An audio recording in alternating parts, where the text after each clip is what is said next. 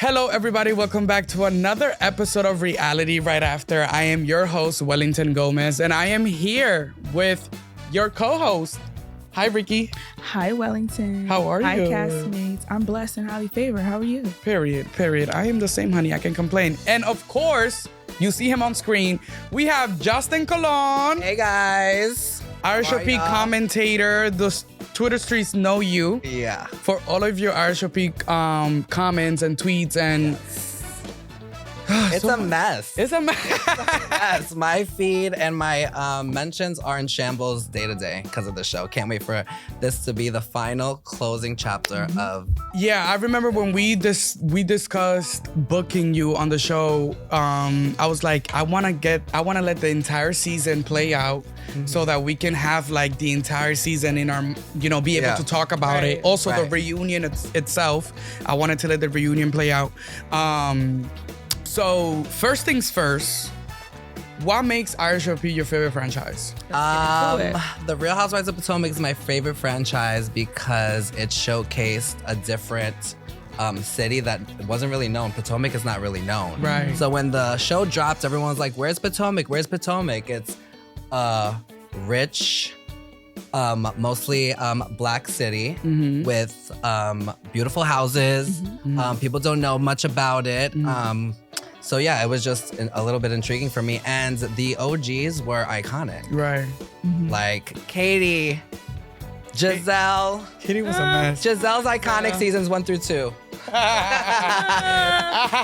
Karen Huger, like we got some different. The only thing I didn't like in the beginning was when they were trying to do the etiquette type of thing. Like, this is Housewives. This is not Charm School Pool. Right. No, so the tea on that was that it wasn't supposed to even be Housewives at the beginning. So it was supposed to be a whole nother show that, you know how they were part of the Jack and Jill it was supposed to be like an expose on a black bourgeoisie. Yeah, so it wasn't supposed to be Housewives. And then it got sold to Bravo, and then they were like, wait, this could actually be Housewives. Oh, I heard that they filmed season 1 and they didn't know it was gonna be Housewives. Is Yeah, that true? Like, they did. Rapping, they filmed the show. That's why the entire show is more about etiquette, because it was supposed to be about the whole Jack and Jill experience. Gotcha. Okay. And then season 2, it was already Housewives, so then it like they applied the Housewives formula to it. Exactly. Gotcha. So is Potomac one of your favorites? I'll say this, right? Two things can be true. You know me, two things can be true at the same time. If I'm comparing it to Housewives franchises, I don't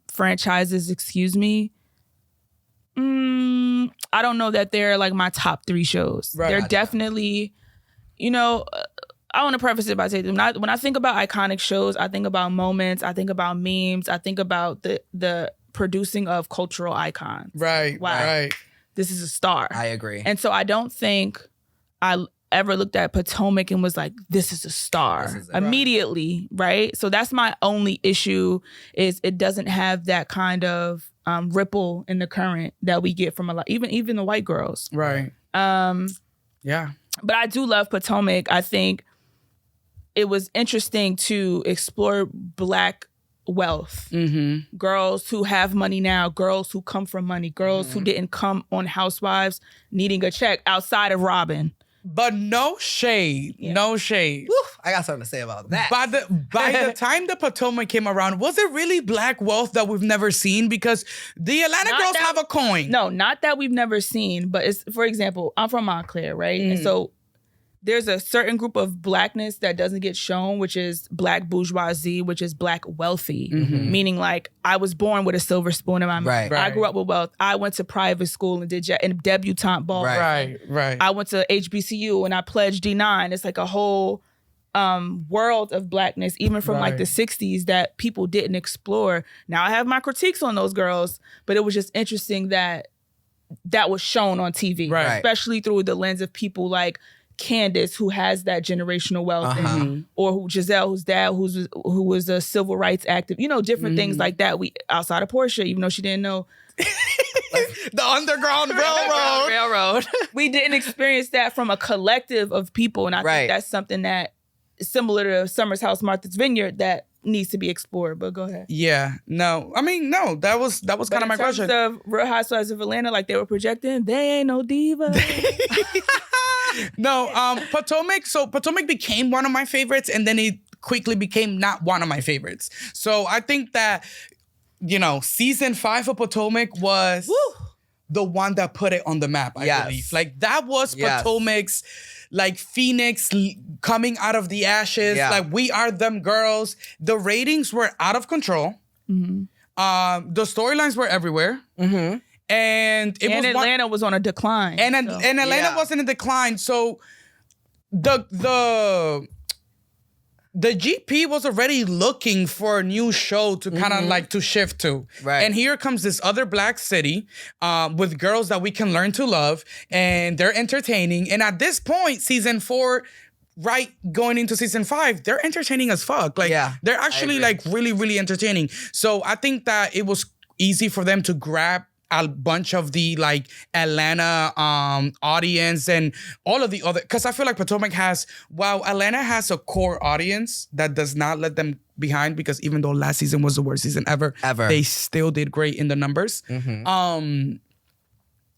Potomac has a diverse audience that I feel like comes from different shows. Like it's a group, which is also its biggest like Achilles heel, because the moment that they don't fuck with the show, it's like the ratings go away. Like, people are no longer watching. After season 6, they still had it. Mm-hmm. 6 and 7 was the beginning of like disappointment. Season 7 was dark. Yeah. Season 7 was really where the villain of Giselle Bryant took a turn, because I love a good villain. I love me, Teresa Giudice. I love me, Kenya Moore. I love, those are the villains who really own the show. Right. Giselle was that seasons 1 through 4. When she started just opening her mouth about the Chris situation, I was like, oh, this is going a little too far. Yeah. I have a question for you too on that, because I think because in all seasons there's a darkness to it, some things that happen. This is crazy. Mm-hmm. I think with the ladies, right?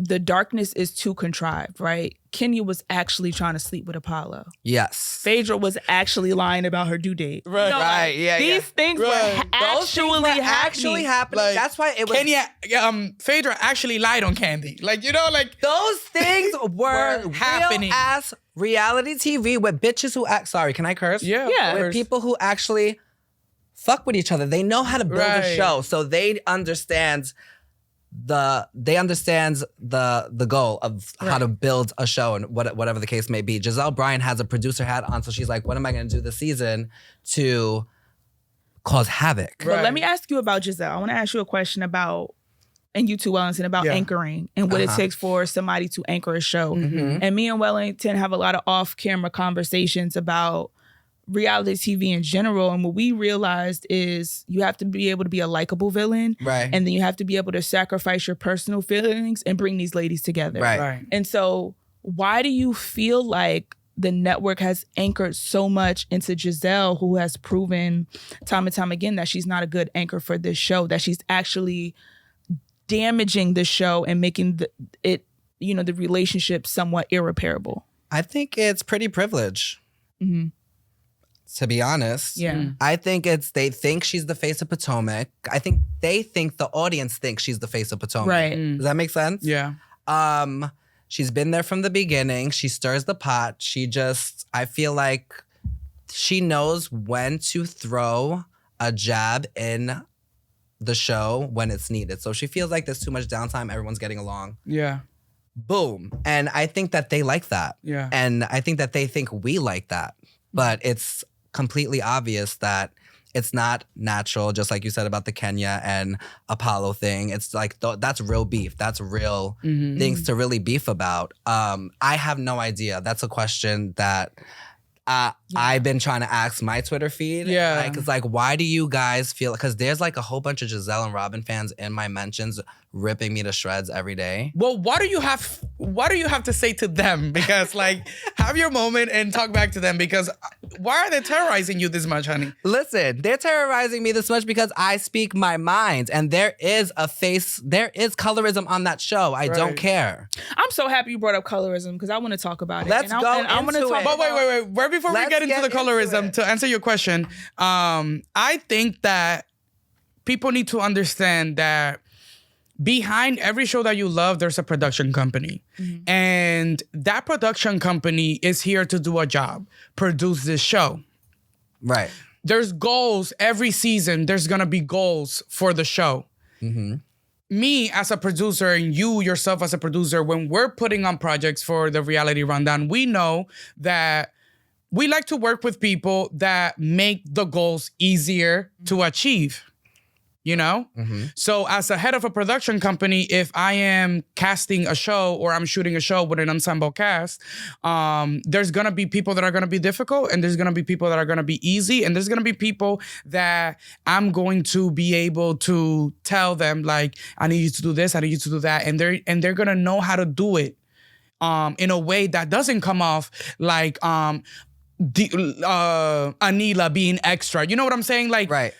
Giselle has an art to her. You can hate her, but Giselle has an art to her in the sense of she's messy and it doesn't come off genuine. But one thing about Giselle is that when she is willing to throw a bone, she does not back down. You know what I'm saying? Yeah, but it's not. I'm with production likes that. Production likes which is why I think that they keep her around. But as a producer, you have to do what's best for longevity. Right? I agree. Right. I would much have rather saw Giselle and Candace sit down and duke it out than what I watched this season. Same. I would have much. So if you create a culture where I feel like me and Wellington, we work with a lot of people, I would never make anybody we produce feel like they didn't have to come to work. Right. I don't care how you feel. We doing the sit down. Right. No. Right. Or you could sit out. Or you could sit out. Yeah. If Giselle was the true anchor of Real Housewives of Potomac, she would have had that sit down with Candace. Her refusing to film or speak with Wendy and Candace is a disservice to the franchise, disservice to the network, and to the fans. And to the fans.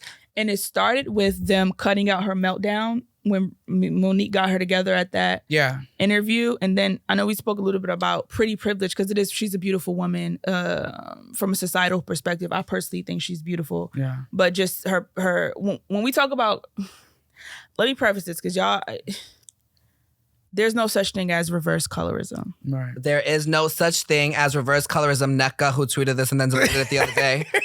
Nneka tweeted, did you see that? I did not. I'm just like, Nneka tweeted this yesterday. Luckily, because I would have to get her all the way together. Okay? There's no such thing as reverse colorism. What you're experiencing is bullying, and there are two significant things. Similar to when people say Black Lives Matter and the retort is all lives matter. Right. They say reverse racism.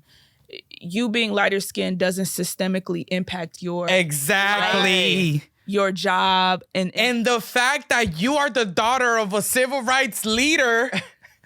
You know, and the jokes brought up being in Divine, you know, being an AKA, being HBCU, and like up until like I'm in the 80s, you couldn't be an AKA if you were darker than a paper bag. And then you credit that as the reason why you have the mind and the capacity to talk about colorism. I think it's willful ignorance. I think that for people, and I'm not saying that lighter skinned people who are racially ambiguous don't experience racism, don't experience prejudice. It's not at the same degree as darker skinned Black people.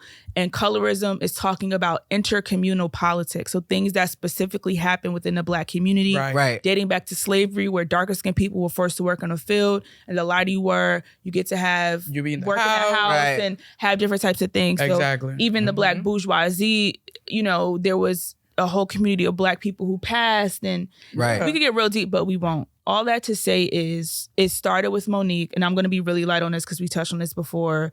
Giselle hated Monique because she felt like what Monique had access to, she shouldn't have. Right. And whether it's unconscious or conscious, that's why she hated Monique. Right. Absolutely, and 100%. And she used Candace to, similar to why she hates Wendy. How dare Wendy have the things that I've been promised in society? Exactly. Same thing goes on. So that that's what made for this shitty ass season that we have.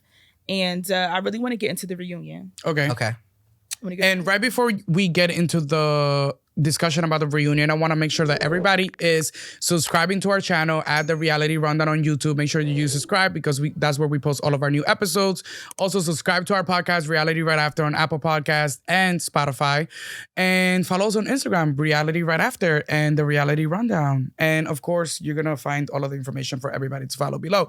But let's get into the reunion. Get into it, honey. So let's first start with, at part 3, which is usually when we get the tea, when we get to the meat of why we're here. Yep. I think it should have been a 2-part reunion, but that's just my no shade. I agree. Part 3, we find out that Gordon actually is in the spectrum of bipolar. It's not bipolar disorder, but it's bipolar 1.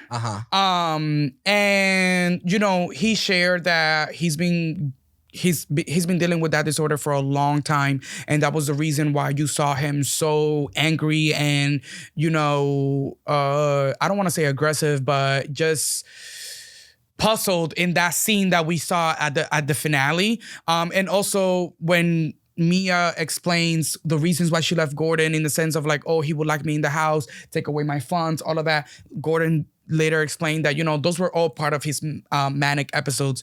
What was your thought, Justin, when you heard Gordon, talk about this? And also, I want to say, shout out to Gordon for speaking on that, because it's important to see Black men speak about mental health issues. I agree. On national television. 100%. And I think that even for the other men there, they saw how open he was about it and willing to answer any question. And I think that it even kind of like opened something to the other men. Like, yo, like, he's really speaking some real shit. And probably like we all should kind of like check in our heads and if our mental is okay, because are the women doing okay? Sure, but like also the husbands, they're also part of this. Mm-hmm. But back to my question, how do you feel? What was your reaction when you heard Gordon talk about his diagnosis? My reaction was, I wasn't surprised. I think that Gordon did that publicly on the platform in front of the other housewives and the other husbands to basically tell their story. Like, I think that he loves Mia a lot. That's his wife. He loves her. And I think that he was doing a service to explain their story. I think it was super iconic that they went into their households. I think that happened after they wrapped filming. Yeah. The cameras came back up. The cameras came back up. And I think that we got to see a different side of Mia. And I think that Gordon wanted the audience to see that for Mia, which is a holy matrimony, a husband. Good for you, Gordon. Right. And not only did he do it for Mia, he did it for himself and giving himself a voice to express the thoughts on his mental health and giving like just showing the audience that it's okay to talk about it. Right. It's okay to talk about it. It's okay that things like this happen in our marriage. Right. It's okay that to show that my wife has my back no matter what. Because we saw a different side of Mia. Like when Mia was on her first season, she just looked like a typical sugar baby to me. Right. But she's holding him down. She is. She's holding him down. And I think that this was her Phoenix era. Mm-hmm. Seeing that we got the full story from not only her, but from her husband. Right. Like, that's Real Housewives material, honey. I think that was amazing for both of them. I agree. What about you? What do you thought about it? Not the smirk, honey. Mental health is serious, and we take mental health seriously at the Reality Rundown and Rundown Media. But what I will say is this: I appreciate. I'm sorry, I appreciate Gordon being. I just can't help but just think Mia is lying. Mia be lying. The truth ain't in me. I'm so sorry. Mia be lying. Mia be lying. Her ass King off. named her Mia be lying. But what I do appreciate about Gordon sharing this, and Gordon in general, what I feel like Juan should have done for Robin is one, he recognized. Talk about it. Let's clock it. This is where the money's coming from. And I'm broken. I don't have a job. This is the mother of my kids. She's already been taking care of me and is willing to continue. So you know what I'm going to do? I'm going to step into my role. I'm going to come on TV and I'm going to help her be who she needs to be. Period. So that she can stay on this show. So that she can stay on this platform, so that my kids are okay. My kids have financial stability. Period. A husband. Even though we're not working out romantically and she has her situation and I have whatever erectile situation I got going on, I still love her.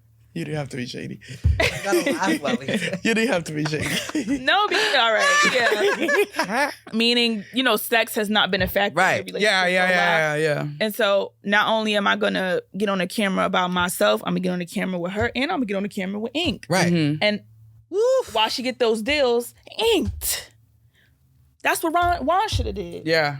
Y'all got kids. You don't have a job right now. Exactly. So you put on your suit, dust off that wedding suit, sit on the stage, and show up to that reunion. And clock in to secure our future. And that's what I do like about Mia and Gordon because they're not afraid to be, I don't even want to say honest. They're not afraid to give us things. Yeah. And I like that they're working transparent. As Mia likes Mia likes to call it. And I like that they're working as a team. It was very reminiscent of that toot toot boo boo. Also, I know they had. Right. So I liked it. I think that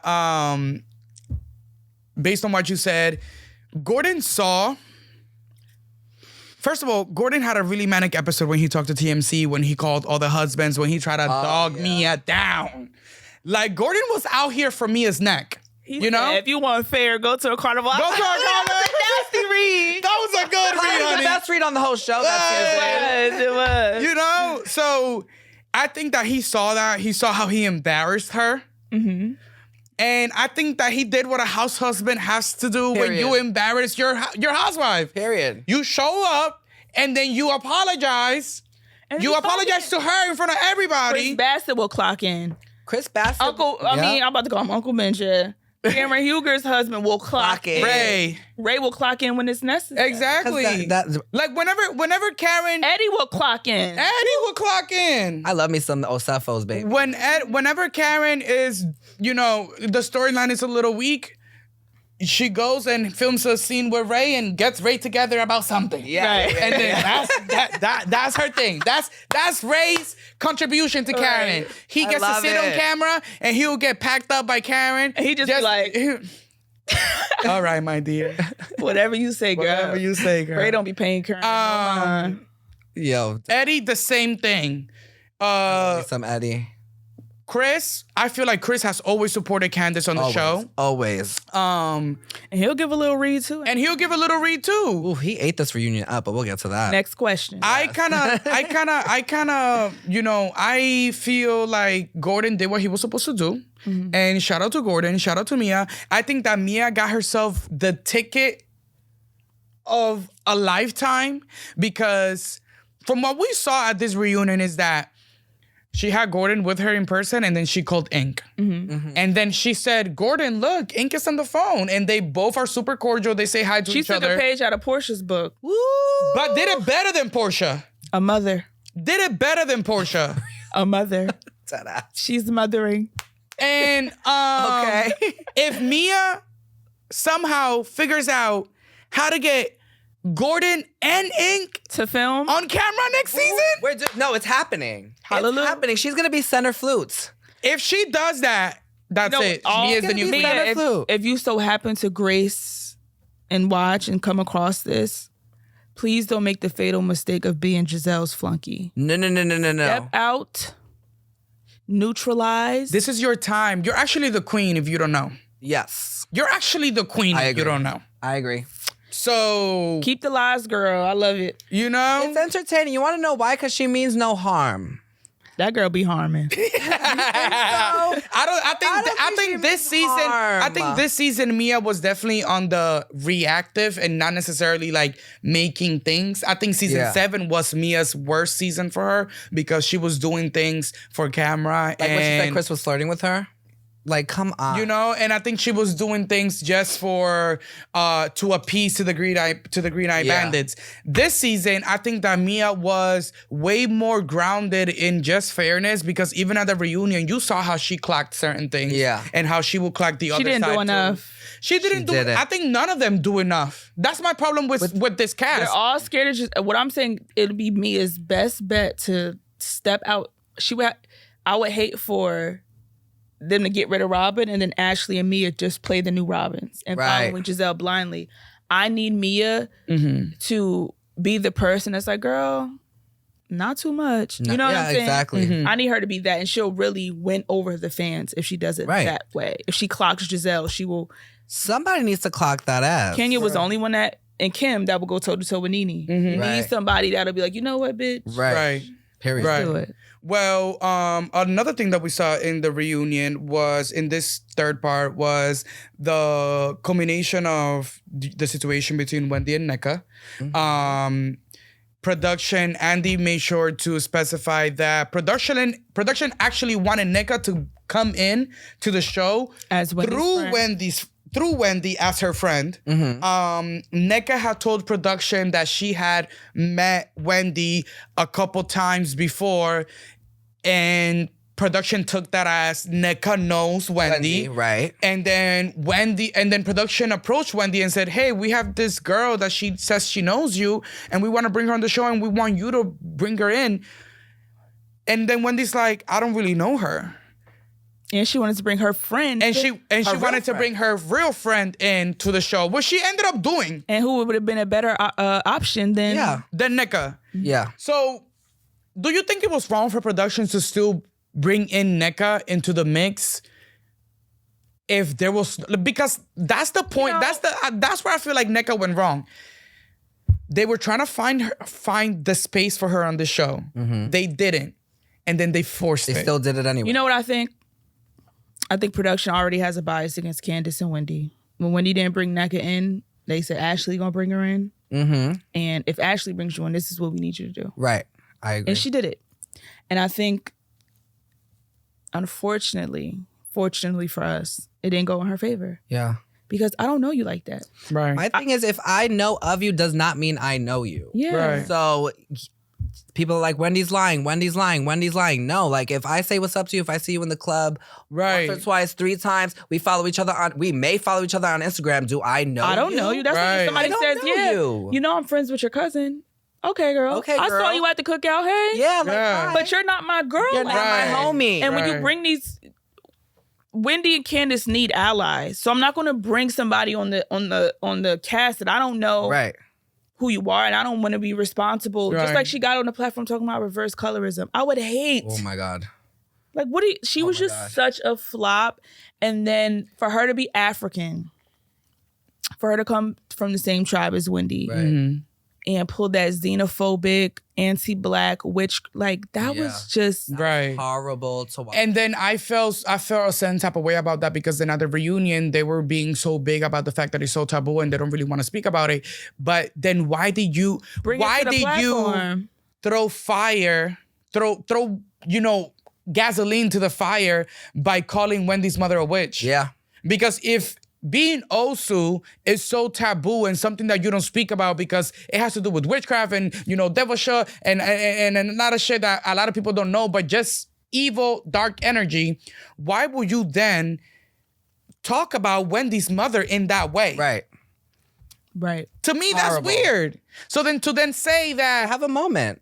She's looking for a moment. She's looking to get her staple in on the show, which ended up doing the opposite. And she only proved Wendy to be right, because if you really know me and we were friends, you wouldn't even, is that how you really felt? You really felt like my mother was a witch? You really felt this? You really felt that? But you want me to bring you on this show? But I will say though, I understand why Wendy said that it got to a point where like, there's nothing for me to say because you already said what you said about my mother. You already said what you said about me. So like, we can be cordial and move forward. I do think that during the show, and I think we spoke about this in our last episode, there was a point where NECA was willing to bring the guard down. and she was willing to like when they had that girl, sit down, right? girl, like you know. And then Wendy, at that point, Wendy's like, I'm done with you. I do think that Wendy should have been a little bit more. I don't. You don't? Why? I want you out. I agree with you. You're new. I don't have any stake in the game.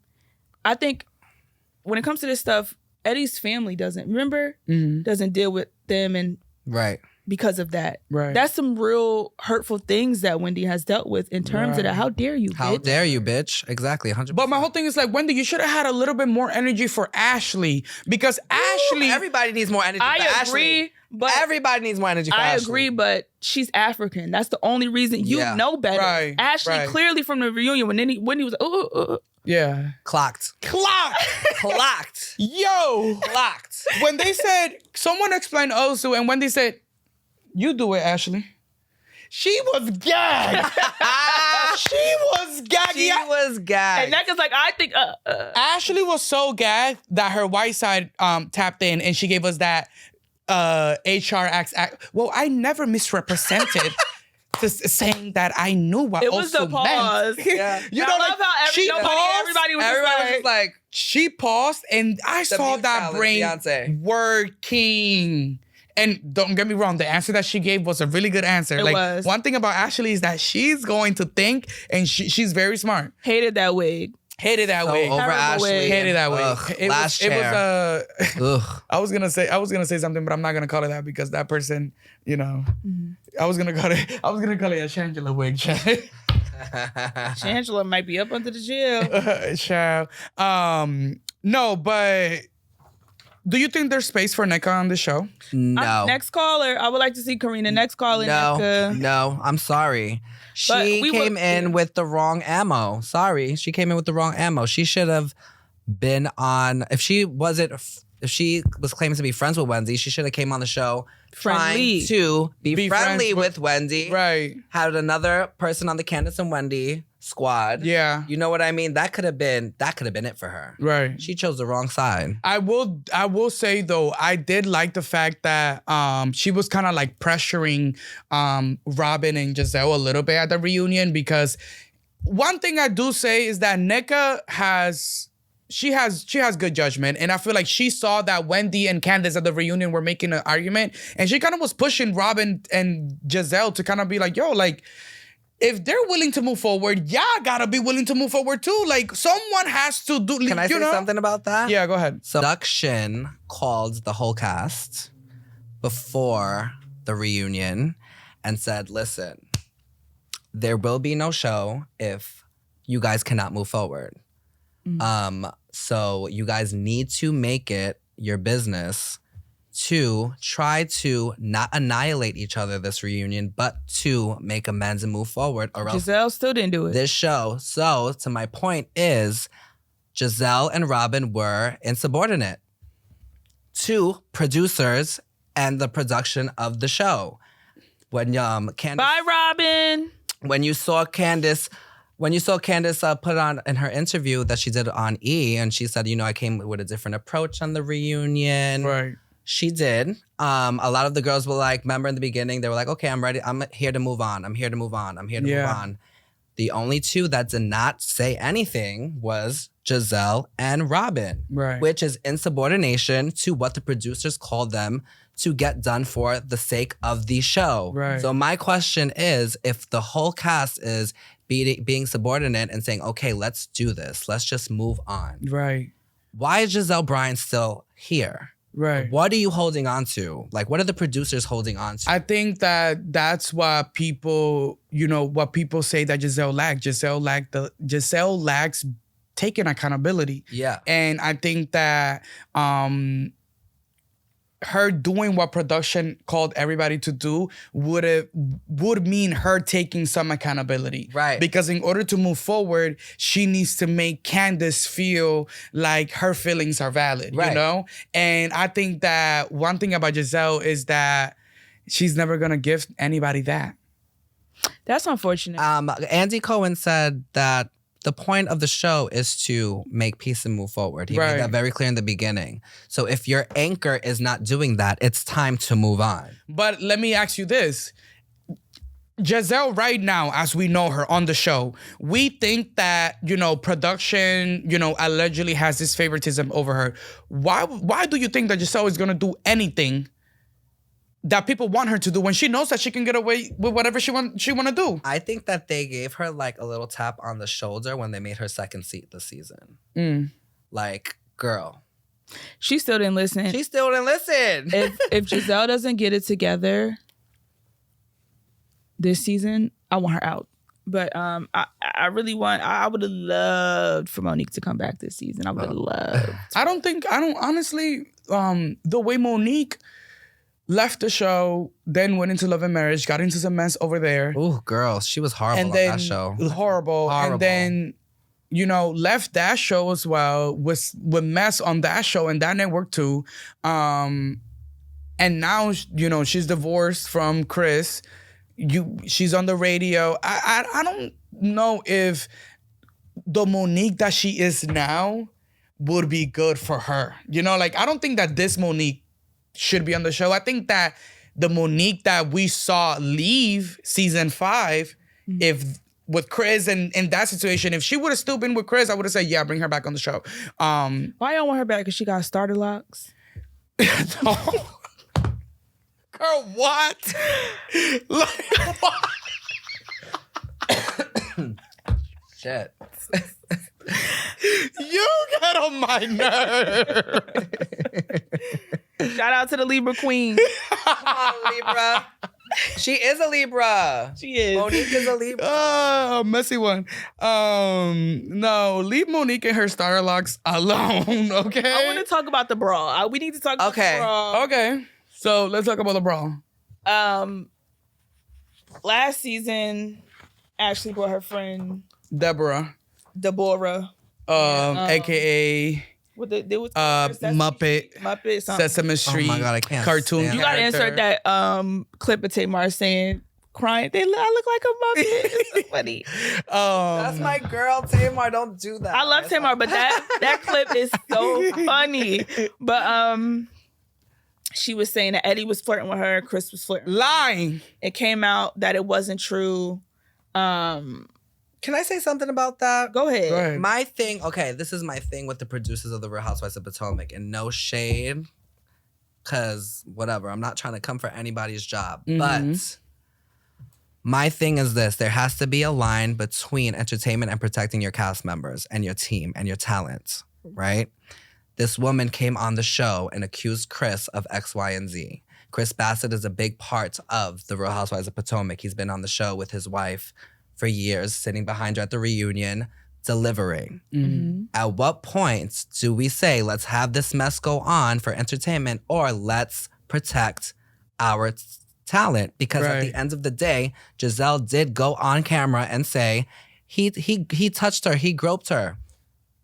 You know what I mean? It's like, why would Candace and Chris want to show up to work with someone who's accusing them of flirting, sexual assault on Giselle's behalf? And it's not true. And it's not true. So, I also hated the fact that they gave Deborah such a voice, because if we're filming a show and I know that you're part of the cast, you're part of the cast, you're part of the cast, and I also know who the friends of the cast are, who is this random ass bitch? And she wasn't even a friend from downtown DC. And the fact that, and why do I have to worry about what she gotta say while she's at a party? Like, you know what I'm saying? Like, when does production say, like, nobody clock, like, that's what I mean about the protection of the talent. None of the cast members clocked her. Like, do you guys remember that episode where the lady came on Real Housewives of Atlanta and said Todd was an opportunist? Yeah. And even though they wasn't getting along, they all was like, because this is our show. Get out. Right. Period. Point. And also, you kind of like create that thing where it's like other people from that area are gonna think that if I'm ever at a party while they're filming this show, I can go up and fight. I can go up and say something messy to one of the girls so it could be caught on camera. Have a moment. And so I can have a moment. And it's like, and that's why it feels contrived. That's why Candace feels like you guys are deliberately doing these things, because in what world can your friend come up, say that my husband was flirting, Wendy's husband's flirting, sexual assault this, grope that, and you know that it's not all support it. And you know that it's not true, Ashley. That was one of my biggest things. True. Like, you know it's not true.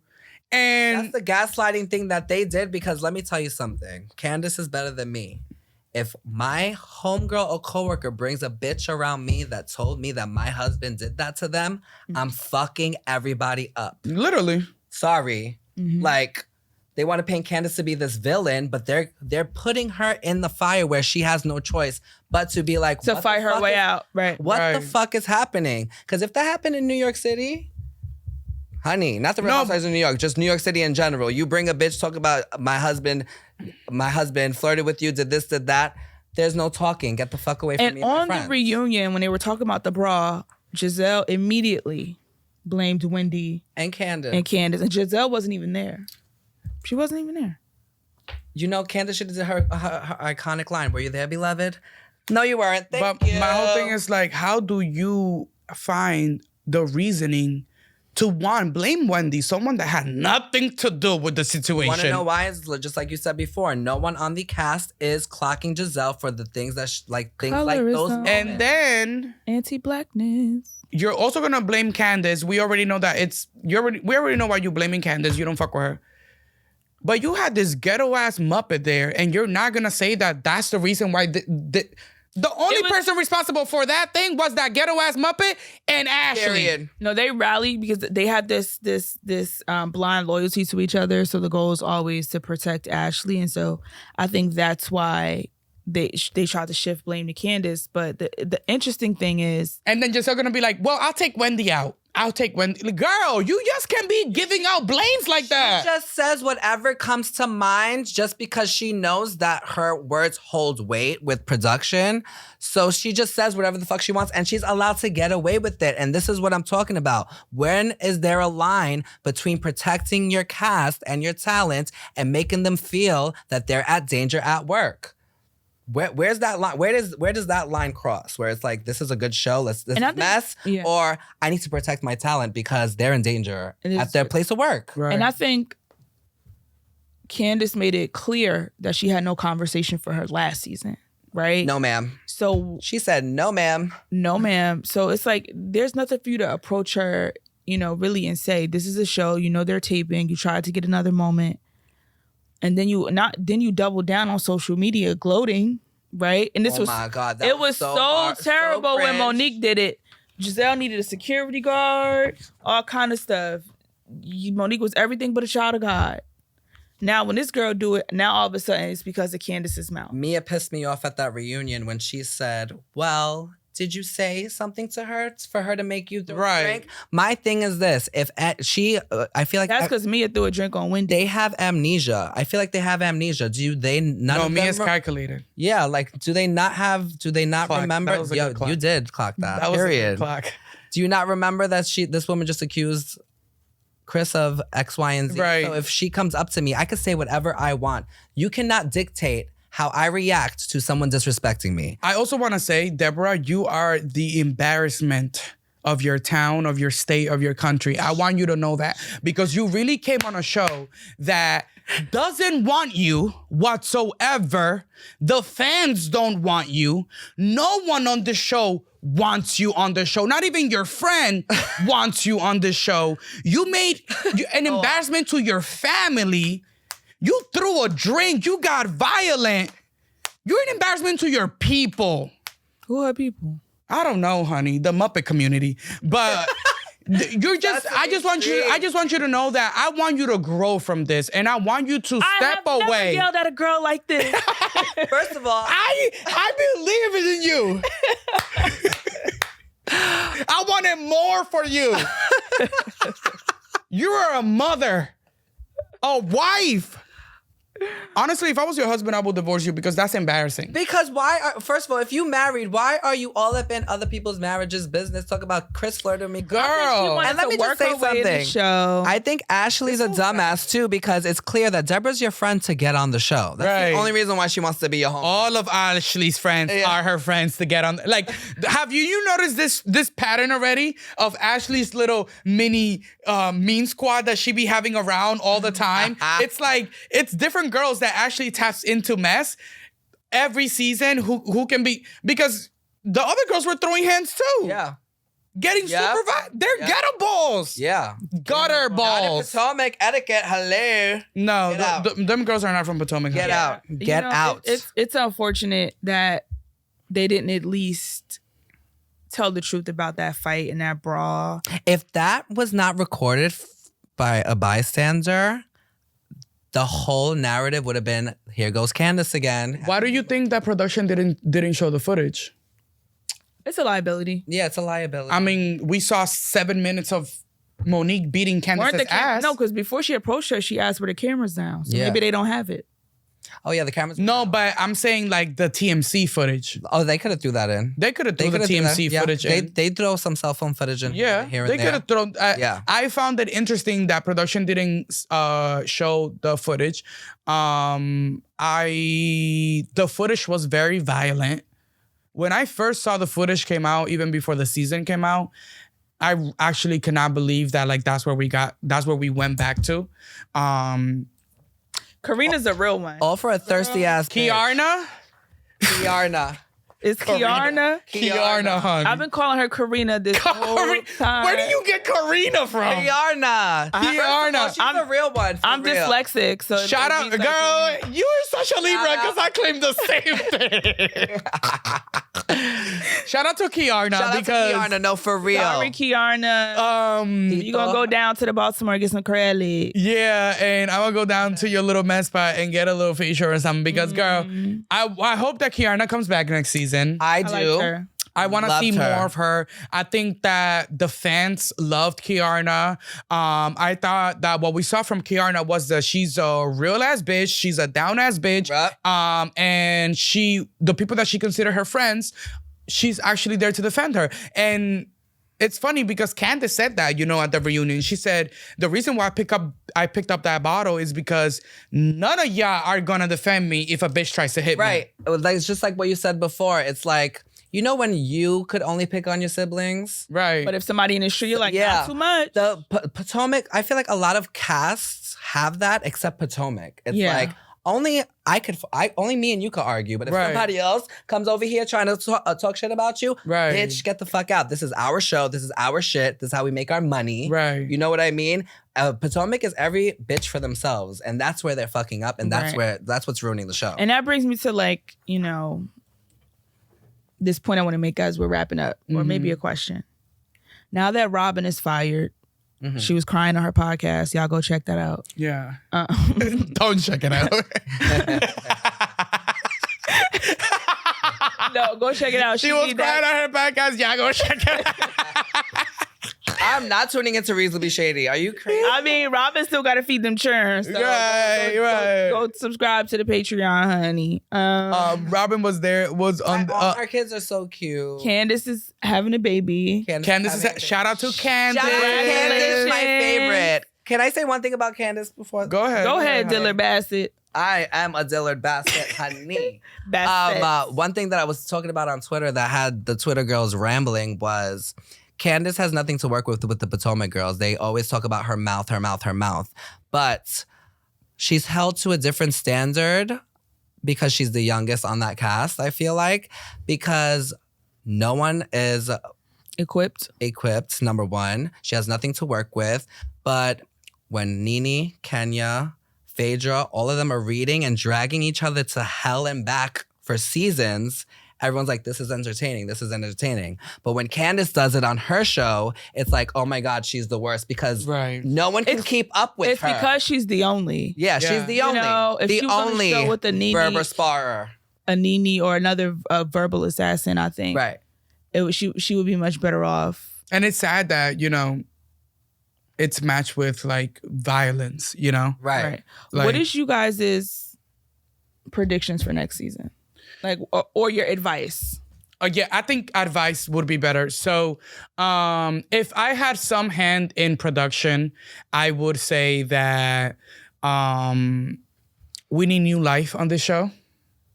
I think that I definitely agree why Candace left the show because she, protecting her pregnancy. But I think it's sad as a fan that Candace does not get to show her pregnancy on the show that she has given so much to. Right. The fact that Candace felt like it would have been better for her pregnancy for her to walk away from the show and basically give up her main source of income. Right. You know? I think that's sad because when you give a show so much, I think we've seen that with RHOA. The girls have given this show so much and then they still have their triumphant moment. I think that's something that RHOA production does well. They give the girls that go through the gutter, they give them that moment of triumph. This is your full circle moment. We've seen Portia had 3,000 full circle moments where it's like, oh my God, yeah. She's coming back on top. We've seen it with Kenya. We've seen it with all of them. Even when Portia wanted to stop filming mid-season when she was having postpartum, that was like, you know, and then we see Kenya and Portia come back with the kid. Like, we've seen it. So I feel sad for Candace that she doesn't get to do that. However, I understand that she's protecting her pregnancy. I think that Karen and Giselle need to seriously have a conversation, specifically more Karen to Giselle. Yeah. And say, listen, we built this for a reason. It's going down the drain. Yep. The proof is there. This past season, the audience hated it. Collectively. And our boss also hated it because Andy even said it at the beginning of the reunion that it was difficult for even him to watch the season. Yeah, that's crazy. You know? So you're already getting like direct rapport from your boss about how he liked the season, right? I think that Karen needs to have that conversation with Giselle. I think that whoever comes back, I mean, we only know that Candace and Robin are not coming back so far. Whoever comes back, and you know, the Jasmine brand is reporting that Nneka's not coming back. Yeah. So whoever comes back to this show, please put the show first. Giselle, please. Bryant. Giselle lacks Bryant. And whoever, and for the casting directors, whoever's doing the casting for the new season, whoever you bring on this show, please let it be someone that we can grow to love. Right. Like, I like the fact that Mia was able to secure herself, you know, multiple seasons on the show. We can now grow to love Mia as a character of Potomac, you know? Yes. I feel like one of the things that they do is like, you bring on a girl, it doesn't really know where, then we don't know her next season, you know? So like, whoever the newbies that are gonna, because there's gonna be newbies, if Robin is leaving, if Candace is leaving, there's gonna be newbies that are gonna be added to the show. So whoever the newbies are, let it be some people with substantial stories that we can actually see for multiple seasons to come. And let this new era of Potomac be, Potomac is due for a reboot. For a RHOA season 8 reboot. You know what I'm saying? Like, it's 100%. Due for that. So, let's see. That's my recommendation. Let's see. My recommendation would definitely be for production to talk to... First of all, Ashley got to go. It's her time to go. It's either put her on pause because she gives nothing. What I don't like about... I'm glad Candace is leaving because this cast is a bunch of scorned, brokenhearted, getting cheated on women who attack the happily married, the Candace, the Wendy. So we got the Giselle Bryant, who's cold-hearted because of her getting publicly embarrassed and cheated on in the congregation. Hallelujah. Then we have Ashley Darby, who was publicly humiliated on camera her whole run on the show. Wake it up. Then you have Robin Dixon, who same thing. So they look at the happily married and they're like, how can we make Chris and Eddie a victim? How can Candace and Wendy feel how we feel? And that is some evil shit. And on the side, let's still perpetuate rumors about Karen too. Yeah. Because they do it jokingly. They don't do it as aggressively as they do it with the other girls. Yeah. But they still throw jabs at Karen and Ray's relationship here and there. Yeah. So I find that interesting. What is your recommendation? Your advice? My advice and recommendation for the next season of Real House of Wives of Potomac is that all of the ladies follow us at The Reality Rundown. Period. Subscribe to our YouTube channel. Period. Okay. We will be live commentating and giving our thoughts, notes, advices, free PR, free promo. Yes. Won't you come on down and get an interview? And get an interview, honey. And so, Candace, I'm coming to your baby shower. DM me the Addy. I'm coming. take footage. Oh, maybe we'll get an exclusive. Maybe they'll give her a special. We don't know. We don't know. But we do want to see the baby. We want to see the baby, honey. Go ahead and take us out, Wellington. Thank you so much, Justin, for joining me at the round table today. Yes, I had such a good time with you guys. No, we had an amazing time, and you're definitely gonna come back whenever Potomac comes back on the air. Yes. Guys, thank you so much for listening. Make sure that you are subscribed to our podcast on Apple Podcasts and Spotify, and make sure you are subscribed to our YouTube channel at the Reality Rundown YouTube channel, because that's where you'll find everything Reality TV, and on Instagram at Reality Right After and the Reality Rundown for everything Reality TV. It's been my pleasure. I am your host, Wellington Gomez, my co-host Ricky, and my guest co-host Justin, and we're out. See you next week.